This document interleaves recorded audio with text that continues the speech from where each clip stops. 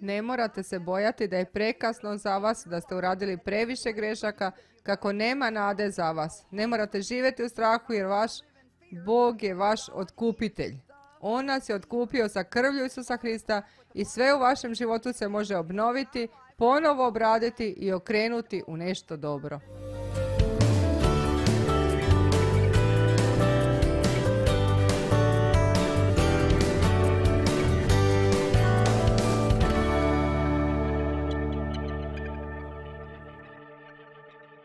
Tvoja opakost će te kazniti, tvoje otpadništvo te osuditi, napuštanje svoje vere će te ukoriti. Prepoznaj dakle i vidi da je zlo i gorko.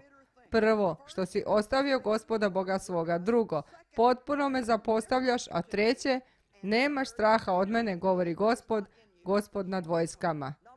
Broj 1. Ljudi su napustili Boga. Broj 2. Oni su ravnodušni, nemarni prema Bogu. Broj 3. Gdje je strah prema Bogu u današnjem društvu? Sada ne govorim samo vama, osim ako vam treba da to primite. Ako ne govorim uopšteno, govorim celom svijetu i telu Hristovom u celini. Gdje nam je strah od Gospoda? Ljudi više ne razmišljaju kada su na televiziji i prave šale u vezi Boga. Ismejavaju Boga. Sjećam se dana kada se ljudi koji nisu bili vernici ne bi usudili da urade nešto takvo. Biblija nam govori početak mudrosti i strah je od Gospoda i znanje je svetih stvari razum. Ne trebamo se plašiti Gospoda, ali moramo imati strahopoštovanje i poštovanje prema njemu, jer je Bog Bog, a mi smo ništa bez njega. Ako nam on nije na prvom mjestu, nećemo imati dobru vožnju u svome životu. Amen. Dobro propovedanje, Joyce, hvala. Sada ću nastaviti.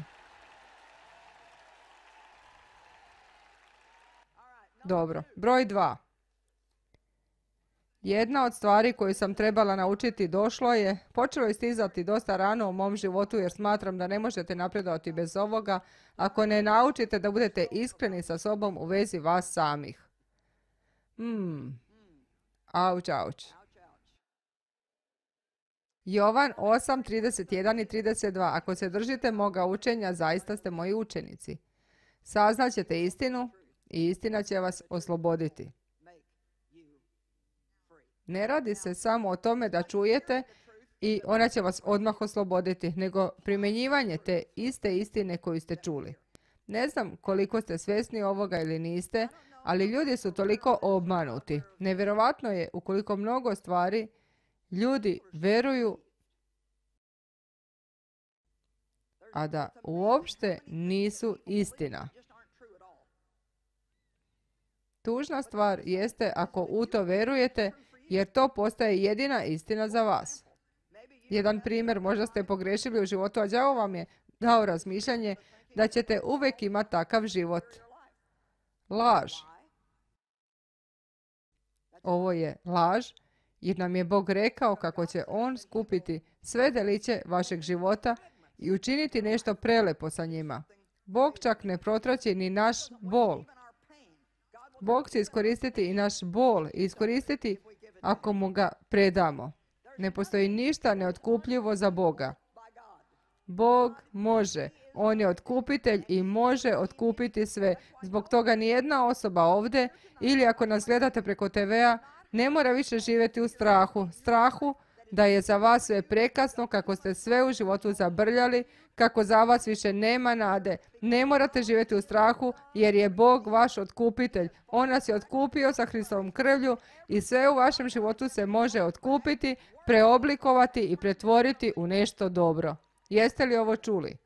Bog može uzeti najgoru stvar koju možete zamisliti nekako na neki njegov način. On ubaci par svojih sastojaka i to ispadne čudo.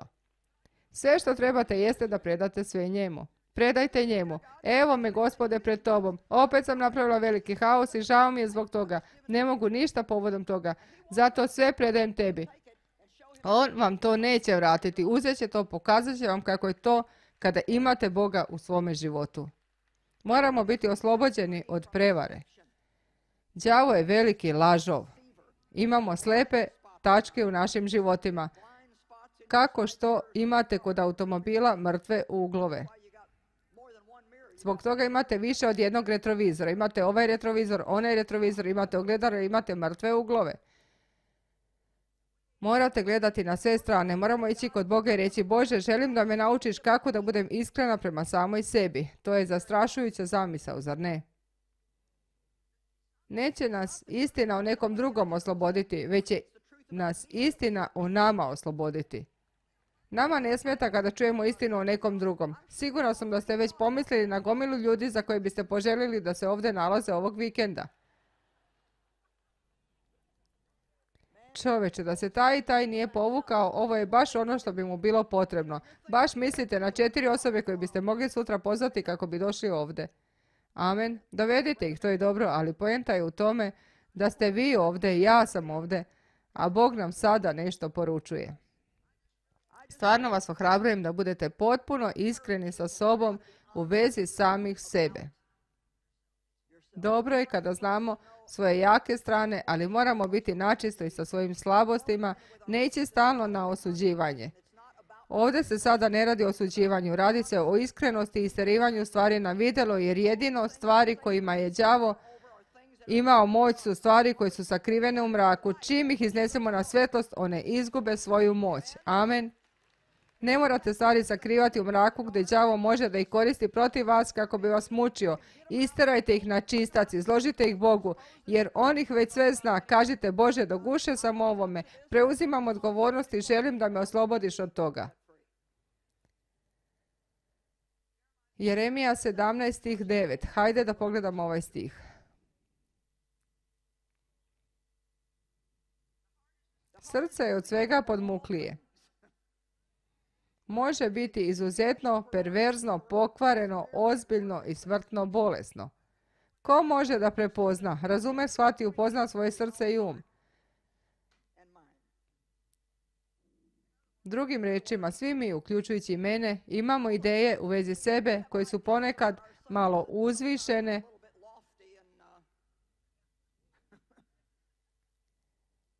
pronaći ću neke osobe koje se slažu sa mnom pa ću propovedati samo njima. Hajde da to kažemo ovako. Mislite li povremeno da znate malo više nego što u stvari znate? Znate li šta sam odlučila? Niko ništa ne zna sve dok ne napuni barem 40 godina. Slušajte. Sada samo čekam da me svi mladi ljudi pogode sa nečim. Slušajte. Kada uđete u 40. Evo prvog znaka kako ste nešto naučili. Kada imate 40 počinjete misliti: nemam pojma ni o čemu. Ovo je prvi znak mudrosti kada možete reći: znaš šta, nemam pojma, izgubljena sam bez Boga. To je prvi znak da postoji u nama tračak inteligentnog života, jer sada u sebi imamo duha učenja i Bog konačno može da nas nečemu nauči.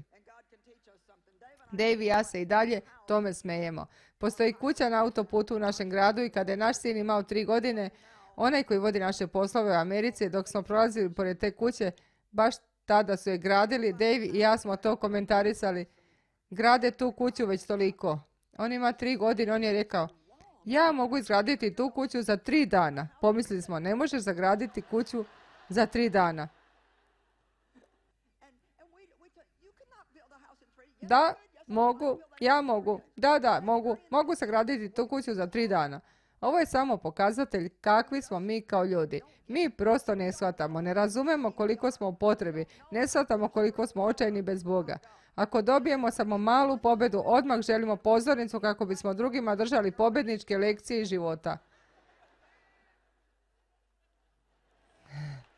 Kada izgubite 5 kilograma, odmah želite ispričati celom svijetu kako i oni mogu smršati. To traje sve dok tih istih 5 kg ne povratimo i dobijemo još 5 kg. Onda je to već druga priča.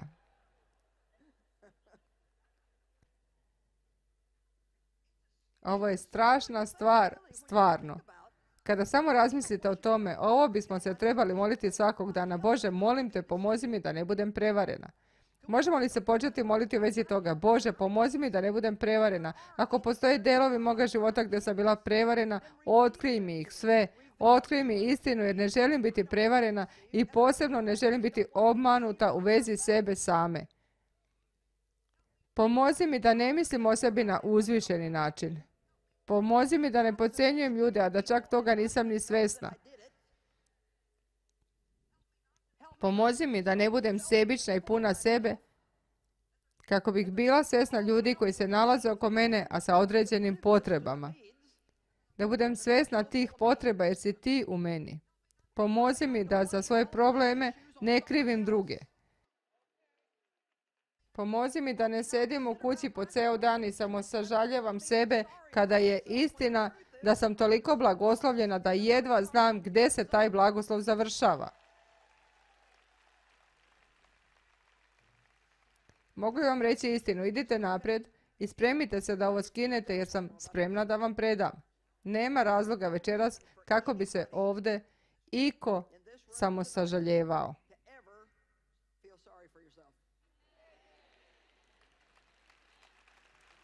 Sada baš nisam dobila veliki aplauz.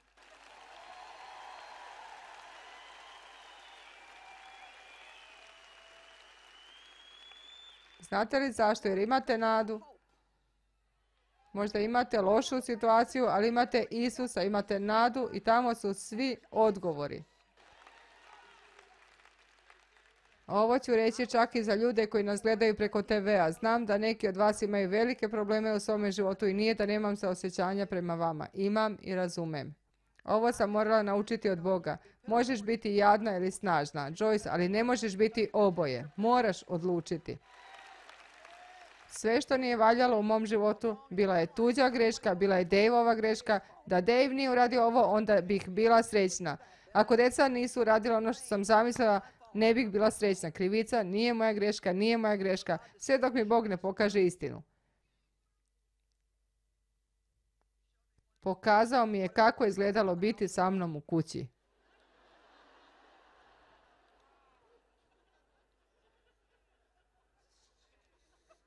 Zatim sam plakala 3 dana.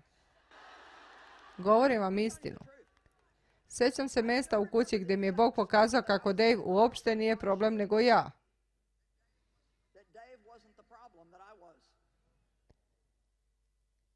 On je rekao, ti manipulišeš, kontrolišeš, sa tobom je vrlo teško slagati se, puna si samo sažaljenja. Da, toga dana nisam se osjećala odlično u vezi sebe. Samo što mi je pomoglo da krenem sa mjesta gdje sam se nalazila do mjesta gdje se sada nalazim. Vidite o čemu se radi. Čak u mom djetinjstvu imala sam test. Kao mlada žena u svojim 20. i 30. imala sam svoje patnje i boli. Samo što ih nisam skupila na gomilu kako bih dobila svjedočanstvo. Želim znati, ako je iko ovdje ko prolazi kroz patnju, ali ste stigli do velikog svjedočanstva, onda možete ohrabrivati druge kako je snaga Božja stvarna u vašem životu i kako je div život omogućen i njima. Amen, amen. Dosta sam razmišljala o proroku Avdiji, glava 1, stih 3 u zadnje vrijeme, jer prosto nam piše, ponos svoga srca te je prevario. Taj smrdljivi ponos. Mislimo o sebi da smo nešto više nego što jesmo i čim to radimo automatski posmatramo druge ljude sa visine. Neću vas slušati, ne znate koliko ja znam. Zašto ne prestanete pričati kako bih vam rekla kako stvarno stoje stvari? Ma dajte, shvatili ste ovo, zar ne? Želim da vidim kako ste se isprsili kada ste prepoznali ovu tačku kako bismo mogli preći na sljedeću poentu. Prevara, obmana je jedan od najvećih primjera u Bibliji. U vezi obmane se nalazi u 1. Samuelovoj glava 15, kada je Bog pomazao Šaula za kralja, a dao mu je neke instrukcije, uputstva, kako treba da pređe na neprijateljsku teritoriju i ubije sve, svakoga, sve ovce, bikove, ljude, muškarce, žene, decu, sve. On je rekao, otarasi se svega. Znam da vam ovo sve zvuči vrlo surovo, ali imajte na umu da su to bili u pitanju Hititi i idolopoklonički narod. 1. Samuelova glava 15 nam kaže, Amalečkog cara Agaga uhvati živog, a sav narod pobi mačem. Tako da on nije uradio ono što mu je Bog naredio. Skoro je uradio sve što mu je Bog naredio, ali ipak nije u potpunosti poslušao Božju naredbu. Delimična poslušnost je isto kao da uopšte niste poslušali. Da li treba da vam stavim šlag na ovo kako biste pojeli? Kažem delimična. U redu, pročitat ću vam sljedeći stih. Saul i vojska poštedeše Agaga i najbolju sitnu stoku i goveda, ugojnu telad i jagnjad i sve drugo što je bilo vredno. Otišao je tamo i umjesto da uništi sve kako mu je Bog naredio, on se otarasio svega lošeg, a zadržao je svu najbolju robu. Ono što je stvar učinilo još gorom je bilo kada je Bog rekao: žao mi je što sam Saula postavio za kralja jer se okrenuo od mene i nije izvršio ono što sam mu zapovedio. Sada Samuilo prorok dolazi kod Saula i govori: Saule, šta si uradio? Saul je rekao: ovo slušajte, Gospod te blagoslovio, izvršio sam ono što mi je Bog rekao. Znate šta mislim? Da u svojoj glavi je on to i stvarno mislio. Uradio je kompromis i pomislio je kako Bogu može dati djelomičnu poslušnost. Malo će biti poslušan nedjeljom ujutro, a tokom nedjelje će raditi šta poželi.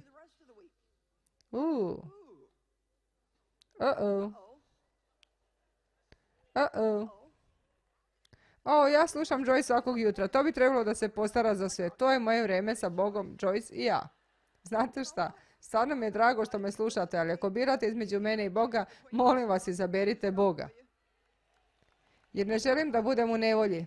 Tako da osjećam potrebu da vam kažem kako vam Bog uvijek mora biti na prvom mjestu. Amen. Ne postoji čovjek ili žena na zemlji koji bi mogli zauzeti mjesto Božje. Dobro je kada učite i rastete, ali onda uzmite to što ste naučili, spojite se sa Bogom i zamolite ga da to proradi u vašem životu. Kako god. Da, uradio sam sve što mi je rekao Bog. Dugačka priča, sada nemam vremena da toliko se u to zadubljamo, ali kada dođemo do kraja, znate o čemu se radi, u čemu je bio problem.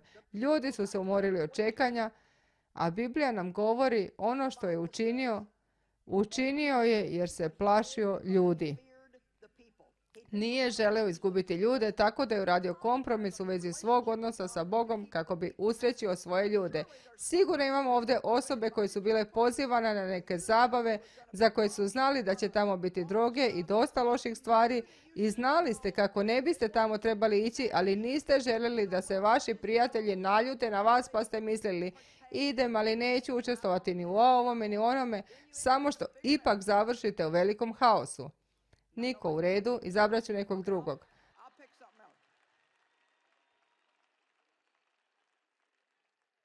Prosto je nevjerovatno šta sve činimo, samo da ne bismo izgubili ljude. Moramo se držati ovih ljudi. Polovinu našeg vremena ti isti ljudi truju naše živote, ne brinu se za nas, mi smo im nevažni. Kada dođe do nevolje, oni će prvi biti na ulaznim vratima. Ipak mi učinimo kompromis sa svojim odnosom sa Bogom kako bismo se družili sa ovim ljudima. Morate zauzeti određeni stav i reći: Bog će mi biti na prvom mjestu, nadam se da će ti se dopasti to, ako ne, Bog će mi i dalje biti broj 1 jer mogu bez tebe, ali ne mogu bez Boga. Amen.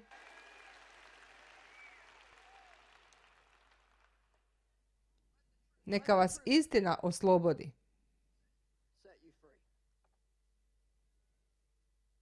Treća stvar o kojoj vam večeras želim govoriti. Prva stvar je bila kako nam Bog mora biti na prvom mjestu i da nam On ostane na prvom mjestu iznad svih stvari, u redu. Druga stvar je bila kako moramo biti iskreni prema sebi u vezi samih sebe. U redu. Sada imamo znati zapravo šta fraza u Hristu znači. Šta znači biti u Hristu? Kada ste nanovo rođeni, vi ste bukvalno istrgnuti iz grijeha i stavljeni ste ovdje u drugačiji kontejner zvani Hrist. tako da sebe više ne identifikuješ kao prljavog, trulog grešnika. Ovo više ne može biti vaš identitet. To više niste vi. Sigurno ćete i dalje grešiti, ali više niste ono što ste bili ranije. Sada ste dobili novu prirodu. Ako je neko u Hristu, on je novo stvorenje. Dobijate novu prirodu iznutra. Vaša duša je i dalje ista. Treba se obaviti veliki posao, ali sama srž vas samih je sada sveta, spremna, dobra i Bog vas sada vidi u skroz drugačijem svjetlu. On vas sada gleda kroz Hrista, ali i vi sebe morate početi gledati na taj način. Hajde da pogledamo Rimljanima 5.15. Ali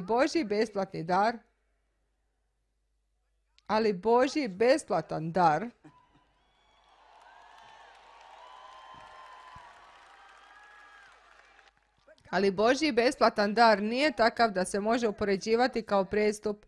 Njegova milost je bila van svake mere sve do pada čovjeka. Jer ako su mnogi umrli zbog prestupa jednog čovjeka, koliko obilnije se na mnoge izlila Božja milost. I dar koji je došao sa milošću jednog čovjeka, Isusa Hrista.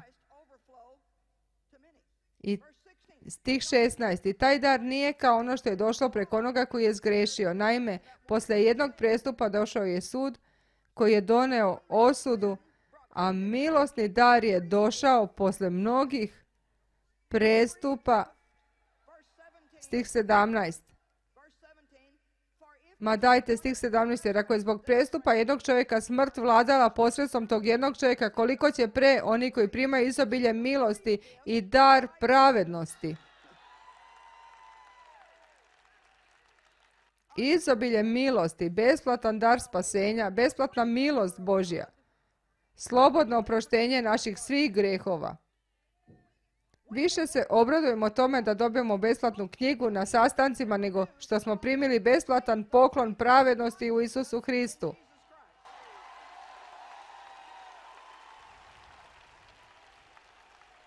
Jesam vas prevarila, zar ne?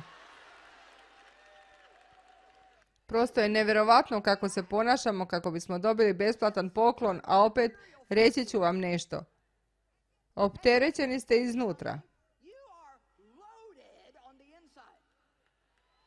Opterećeni ste iznutra. Ima u vama Oca, Sina i Duha Svetoga. Svi plodovi Duha su u vama. Vi ste opravdani i posvećeni i pravedni pred Bogom kroz krv Isusa Hrista. Nemoguće je proći od testa kroz oplakivanje do svjedočanstva ako ne naučite ko ste u Hristu i da ono ko ste je totalno različito od onoga šta radite.